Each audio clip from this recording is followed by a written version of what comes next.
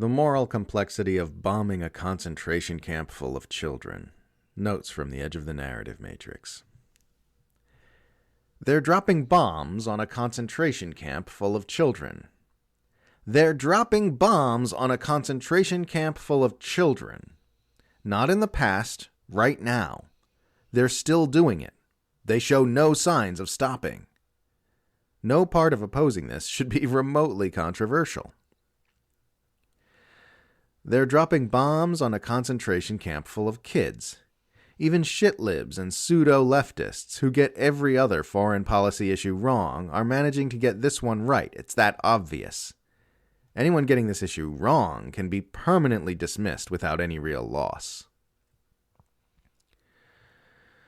No matter how much you talk about October 7th, it will still be a fact that Israel is raining military explosives upon a concentration camp full of children, and that it urgently needs to stop. No matter how much you talk about how evil and bad Hamas are, it will still be a fact that Israel is raining military explosives upon a concentration camp full of children, and that it urgently needs to stop. No matter how much you say the words human shields, it will still be a fact that Israel is raining military explosives upon a concentration camp full of children, and that it urgently needs to stop. No matter how much you accuse Israel's critics of loving terrorists, it will still be a fact that Israel is raining military explosives upon a giant concentration camp full of children, and that it urgently needs to stop. No matter how much you accuse Israel's critics of hating Jews, it will still be a fact that Israel is raining military explosives upon a concentration camp full of children, and that it urgently needs to stop. No matter how many words you use, or how much narrative spin you try to put on it, or how many ad hominems you throw at the people criticizing what Israel is doing, it will still be a fact that Israel is raining military explosives upon a concentration camp full of children, and that it urgently needs to stop. Yeah, I'm going to go ahead and assume that the people arguing that it's necessary to keep dropping military explosives on a giant concentration camp full of children are on the side that will be judged negatively by history. A huge amount of Western depravity hides behind the unexamined assumption that killing people with bombs is somehow less evil than killing them with bullets or blades. By waging nonstop foreign bombing campaigns, the West desensitized the public to the reality of what bombs do. There's a Fox News report saying, source, Hamas terrorists were in Gaza hospital ambulance that Israel bombed. And here's a tweet by Jordan Ull. Their source was the IDF. Yeah, Hamas are in the ambulances. Hamas are in the hospitals. Hamas are underneath the refugee camps. Hamas are behind the children. Maybe they're just massacring civilians. If a military power was just massacring thousands of civilians and then making up propagandistic lies to cover its massacres, would it look any different from what Israel's actions and statements look like right now? We are the terrorists. We inflict violence and fear on civilian populations to advance political agendas. We murder babies. We massacre women and children.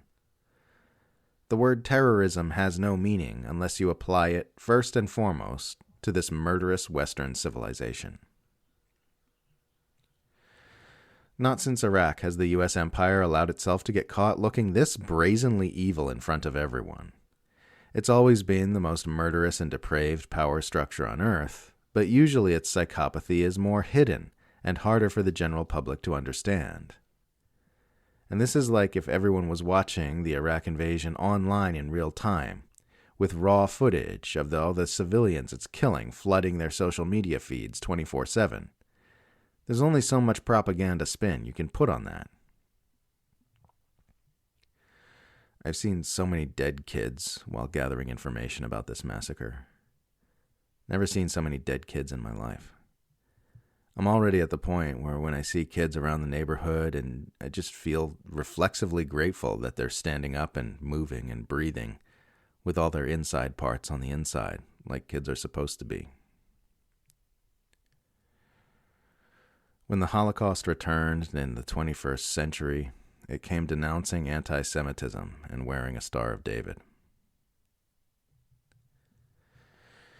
If you're among the millions of people who are coming to realize that the Western political media class have been lying to you about Israel-Palestine this entire time, you should probably be aware that they've been lying to you about every other foreign conflict as well. Israel created Hamas, in the same way punching someone in the same place repeatedly creates a bruise. If you abuse a population with extreme aggression and deprive them of any peaceful recourse, you're going to see violent factions emerge like a bruise on repeatedly struck flesh. Believing you can get rid of violent resistance groups with bombs is like believing you can get rid of a bruise by punching it harder, or by switching from punching to hitting it with a bat. The more you abuse the population, the more you're lending cause and legitimacy to the factions which endorse a violent resistance to your abuses. You don't get rid of the bruise with more abuse. You get rid of the bruise by ceasing the abuse and doing everything you can to help heal the wound. The last month has really brought out the best in the best people and the worst in the worst people.